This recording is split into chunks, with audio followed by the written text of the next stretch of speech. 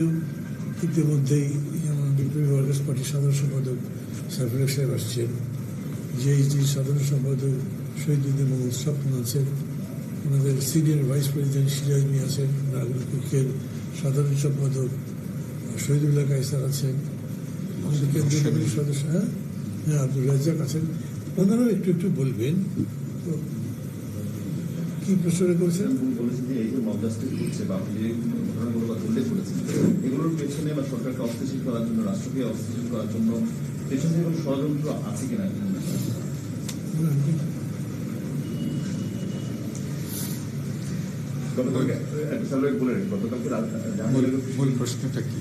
গতকাল জাহাঙ্গীরনগর বিশ্ববিদ্যালয় সাবেক ছাত্রলীগের সাংগঠনিক সম্পাদককে পিটিয়ে মারা হয়েছে। ঢাকা বিশ্ববিদ্যালয় চোর সন্দেহ এবং ছাত্রলীগের একজনকে তাকে মারা হয়েছে। নানান জায়গায় মান্নাবাই যেটা উল্লেখ করলেন, সিবিসি মেয়েদেরকে হেনস্থা করা হচ্ছে, মাজার ভাঙা হচ্ছে, কবরস্থানে আগুন দেওয়া হচ্ছে। এই যে ঘটনাগুলো একবার ঘটছে, এটা কি শুধুমাত্র একটা মানে ঘটনাই নাকি আসলে অন্য কোনো ষড়যন্ত্র হতে পারে, বা এর আগে আপনার যারা যারা আন্দোলন করছেন তারা কোনো কিছু করতে পারে?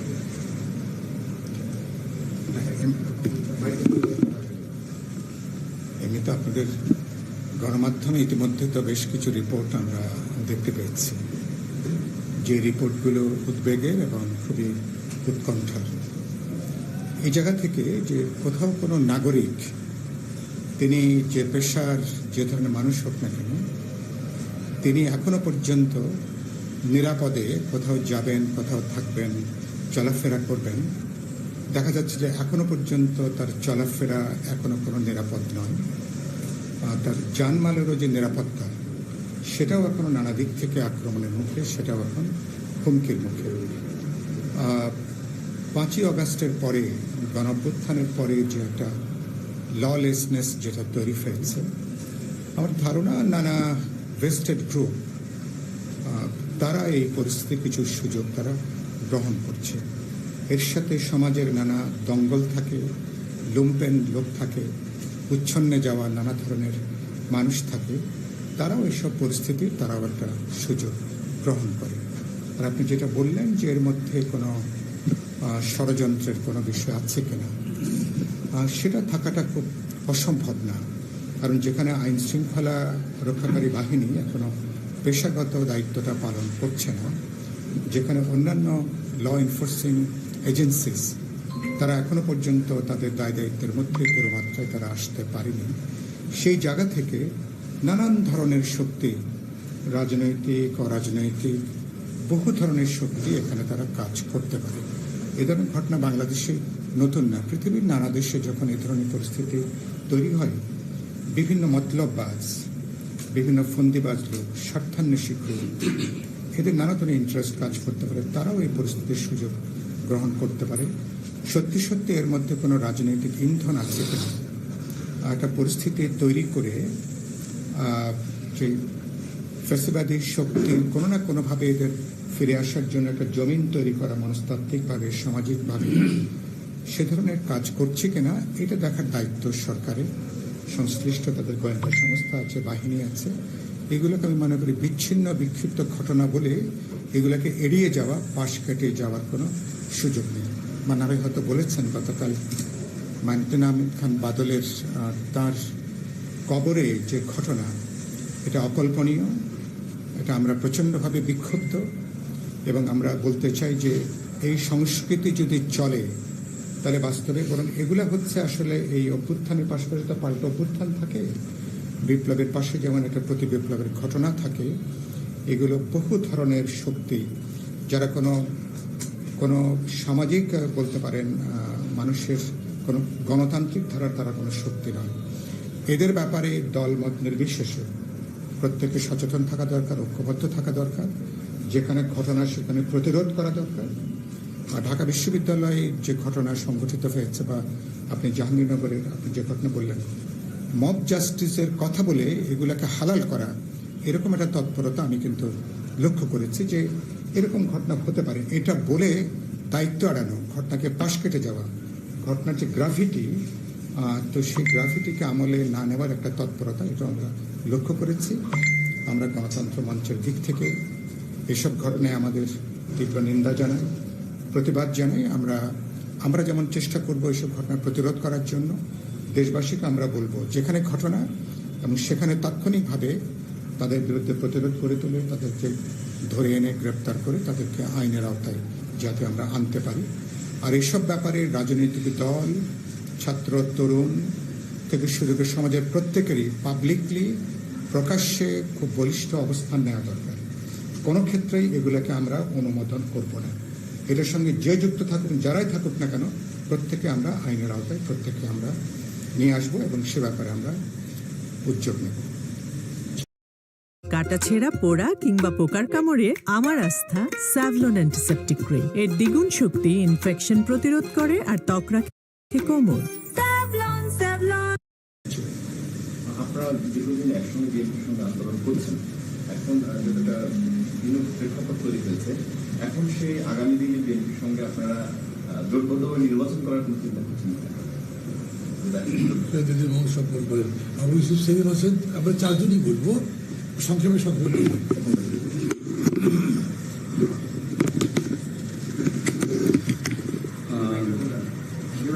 ধন্যবাদ।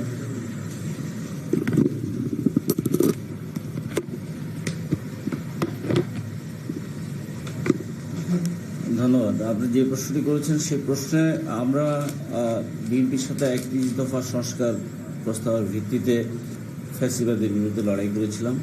লড়াই এখনও সেটি অব্যাহত আছে।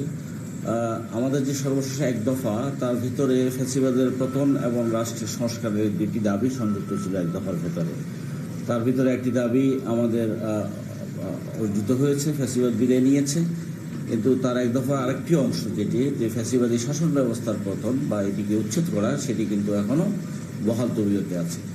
আজকে অন্তর্বর্তীকালীন সরকার সেই ফ্যাসিবাদী শাসন ব্যবস্থাকে উচ্ছেদ করবার জন্য যে গণতান্ত্রিক রাষ্ট্র কাঠামো তৈরি করবার যে সাংবিধানিক সংস্কার দরকার, সেই কাজ করবার ক্ষেত্রে আমরা দাবি জানিয়েছি। তারা ইতিমধ্যে অনেকগুলো কমিশন গঠন করেছেন এবং সেই কমিশনের ভিত্তিতে, রিপোর্টের ভিত্তিতে এবং রাজনৈতিক দলসমূহের সাথে সংলাপের মধ্য দিয়ে ন্যূনতম যেসব বিষয় ক্রমত্ব তৈরি হবে সংস্কারের, সেগুলা করার মধ্য দিয়ে আমরা মূলত ফ্যাসিবাদী শাসন ব্যবস্থা উচ্ছেদের পথে হাঁটব। যে প্রশ্নটি আপনি বলেছেন, এখনই এই প্রশ্নটি প্রাসঙ্গিক না, অথবা আমাদের 31 দফা কর্মসূচি প্রণয়ন এবং যুগপৎ আন্দোলনে থাকবার সময় নির্বাচন সম্পর্কিত কোনো বিষয় অন্তর্ভুক্ত ছিল না। সুতরাং নির্বাচন কিভাবে হবে, জোটবদ্ধ হবে কিনা বা কোন প্রক্রিয়া হবে, সেটা সুনির্দিষ্টকরণ হয়নি। আর ফ্যাসিবাদ পতনের পর পরিস্থিতির ভিন্নতা তো তৈরি হয়েছে। আমরা একটি শক্তির বিরুদ্ধে লড়াই করেছি, সেই শক্তিটি এখন মাঠে নাই। সে জায়গায় 31 দফার ঐক্যবদ্ধতা এখনও আছে, কিন্তু সামনে এই বিষয়গুলো নিয়ে নির্বাচন, যৌক্তিক সময় নির্বাচন, আমাদের সংস্কারের যে দাবি, আমরা সেটি অন্তর্বর্তী সরকারের কাছ থেকে অনেক কিছু পেতে চাই, এসব বিষয়ে নানা কথা আছে। সেই বিষয়গুলো আলোচনা চলছে, বিএনপির সাথে আমরা বসবো, কিন্তু নির্বাচন সম্পর্কিত বিষয়ে এখন পর্যন্ত কোনো আলোচনার প্রাসঙ্গিকতা আসে না। আমরা এই মুহূর্তে যেটি ফোকাস করতে চাই সেটি হচ্ছে যে আমরা 1 দফা যে আন্দোলনটা দ্বিতীয় অংশ যেটি, বা 1 দফার ভিতরে আমরা 1-এর ভিতরে 2 বলতাম, যেটিকে এটা হলো ফ্যাসিবাদের পতন এবং ফ্যাসিবাদী শাসন ব্যবস্থা উচ্ছেদ। সেই উচ্ছেদের প্রশ্নে অন্তর্বর্তীকালীন সরকার এবং রাজনৈতিক ঐক্যমত্যের ভিত্তিতে কতটুকু আমরা এগোতে পারি, এবং রাষ্ট্রের গায়ে যে 52 বছরের যে ময়লা, যে আবর্জনা তৈরি হয়েছে, সেটা কতটুকু ধুয়ে মুছে ফেলতে পারি, সেই জায়গায় আমরা বেশি মনোযোগ দিতে চাই। আরেকটা প্রশ্ন করলে ভালো দিলে, আমাদের দলের লোক আছে, মানে ভাষার সেই প্রশ্ন বলি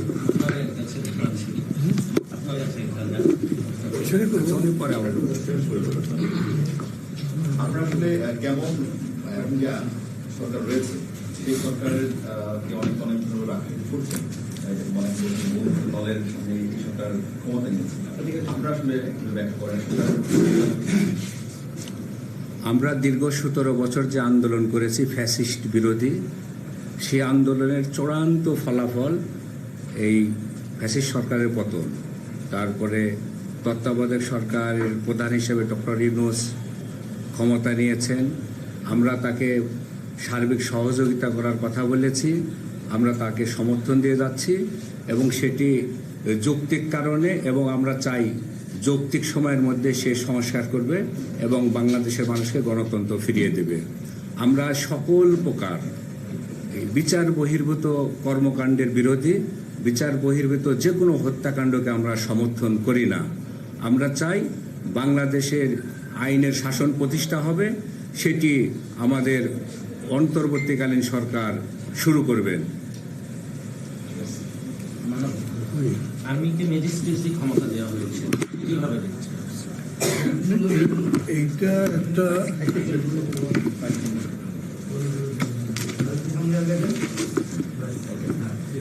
এইটা একটা পরিস্থিতির কারণে হয়েছে।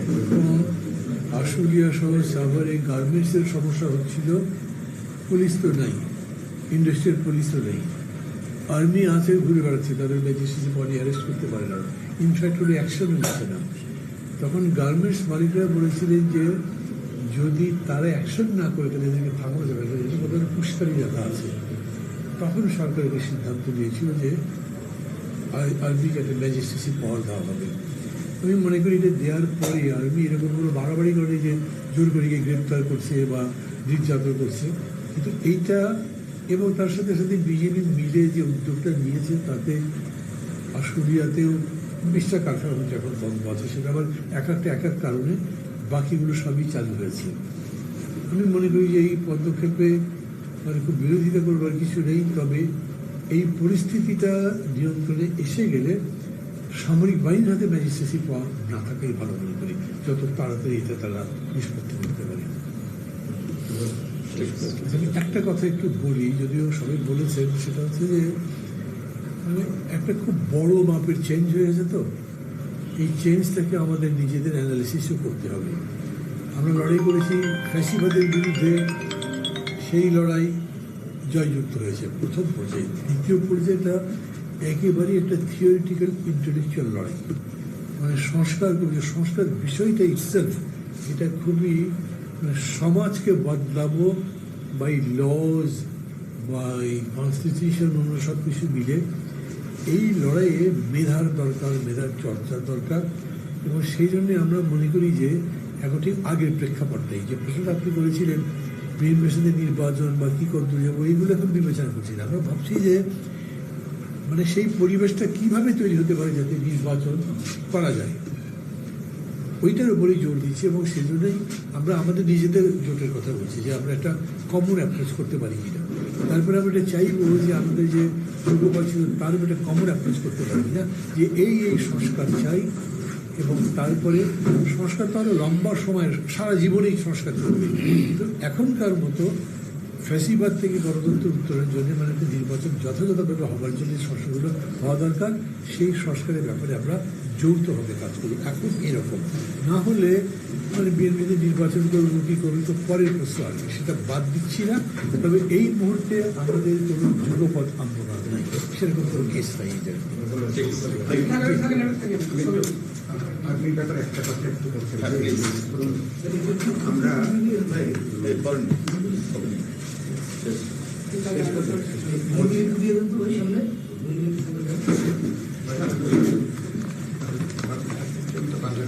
মাত্র আচ্ছা, আমাদের যদি অন্যকে শেয়ার করলে হতো আগে না। বলছি যে মান্না ভাই ইতিমধ্যে বললেন, আমি শুধু একটা আসপেক্ট যোগ করি। বেশিরভাগ ক্ষেত্রে বেসামরিক প্রশাসন অনেক সময় চাইলে তারা সহযোগিতার জন্য তারা আর্মিকে ডাকতে পারেন, এরকম অভিজ্ঞতা বাংলাদেশে আমাদের আগে আছে। কিন্তু এরকম ম্যাজিস্ট্রেসি পাওয়ার দিয়ে বেসামরিক প্রশাসনের সাথে আর্মিকে দেওয়া এরকম ঘটনা খুব বেশি নেই। তো সেটা তো একটা বিশেষ পরিস্থিতির জন্য হয়তো একটা বিশেষ একটা ব্যবস্থাটা তারা কিভাবে দায়িত্ব পালন করবেন সুনির্দিষ্টভাবে প্রজ্ঞাপন যেটা আছে সেখানে উল্লেখ আছে। আমরা দেখতে চাইব যে তারা তাদের ওই সুনির্দিষ্ট দায়িত্বের ভেতরেই তারা থাকবেন। এবং পুলিশের মধ্যে যে একটা আত্মবিশ্বাসের ঘাটতি তৈরি হয়েছে, ফলে পুলিশ ও আইন শৃঙ্খলা রক্ষাকারী বাহিনীকে পেশাগত দায়িত্ব পালন করবার ব্যাপারে তারা সহযোগিতা করবেন, তাদের আত্মবিশ্বাস ফিরিয়ে আনা সহ আইন শৃঙ্খলা পরিস্থিতির দ্রুত উন্নতির ব্যাপারে তারা কার্যকরী উদ্যোগ নেবেন। এবং আমরা দেখতে চাইব যে এই ম্যাজিস্ট্রেসি পাওয়ার এটা খুবই দায়িত্বশীলতার সাথে এই ক্ষমতাটা প্রয়োগ হবে, যাতে এটা নিয়ে জনমনে বিরূপ কোনো প্রতিক্রিয়ার জায়গাটা তৈরি না হয়।